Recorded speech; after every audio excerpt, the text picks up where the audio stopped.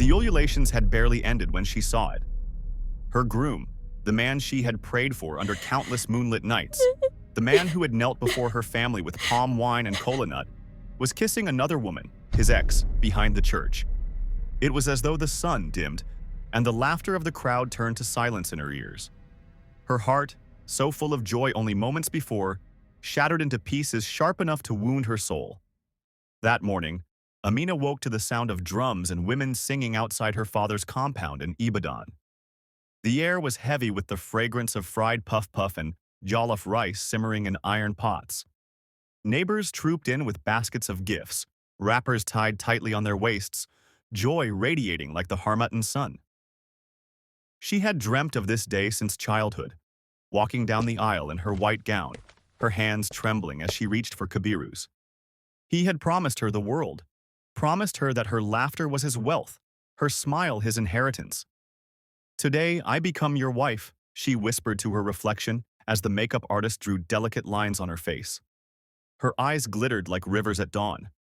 The church was packed, decorated with hibiscus flowers and palm fronds woven with ribbons. Drums thundered, women danced, children clapped. Her family beamed with pride as Amina, radiant in her lace gown, stepped in. Kabiru looked handsome in his agbada, his cap tilted slightly, his smile wide. The pastor's voice echoed, "Marriage is honorable. What God has joined together?" Amina's heart leapt.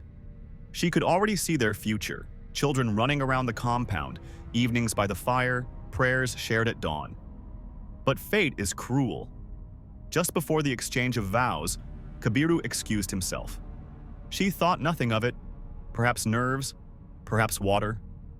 Minutes later, needing fresh air, she followed the path behind the church. And there, like a knife through her heart, she saw him.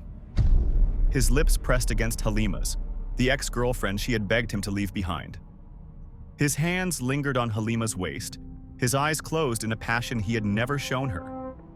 The world froze. The drumming in the church became distant thunder. Her chest tightened. She wanted to scream, but no sound came. She wanted to run, but her legs refused. "Amina!" It was her cousin who found her standing there, trembling, tears streaming silently down her cheeks. The cousin gasped, and words spread like fire in dry grass. Within minutes, whispers filled the church. Mothers shook their heads, elders murmured proverbs.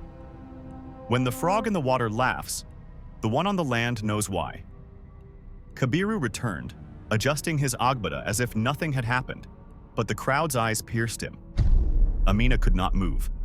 The pastor's voice called her name, but she could not answer.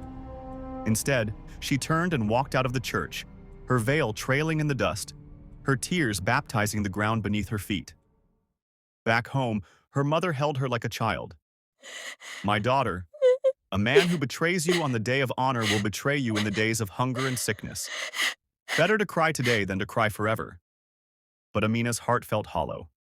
She remembered every promise Kabiru made, how he swore he loved her more than life, how he begged her to trust him, how he told her Halima was his past. Now, the truth was written in her tears.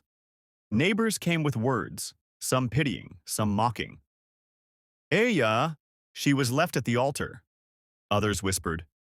At least she saw his true face before it was too late. That night, when the compound was quiet, Amina sat under the old mango tree, staring at the moon. She felt the pain clawing at her chest, but beneath the pain was something stronger, resolve. She remembered her grandmother's words. A woman's worth is not in the ring on her finger, but in the fire in her spirit. So she wiped her tears. "I will not die because of Kabiru," she said softly. "I will rise. I will build. I will live." And in that moment, though her heart was still bleeding, Amina chose herself. Years later, people still told her story. Some spoke of the betrayal, others of her courage. Amina became a woman known not for the groom who disgraced her, but for the strength with which she rebuilt her life. And whenever she saw a bride-to-be, she whispered gently, "Love yourself first." For even on the day of white lace and drums, betrayal can come. But if you have yourself, you will never be truly broken.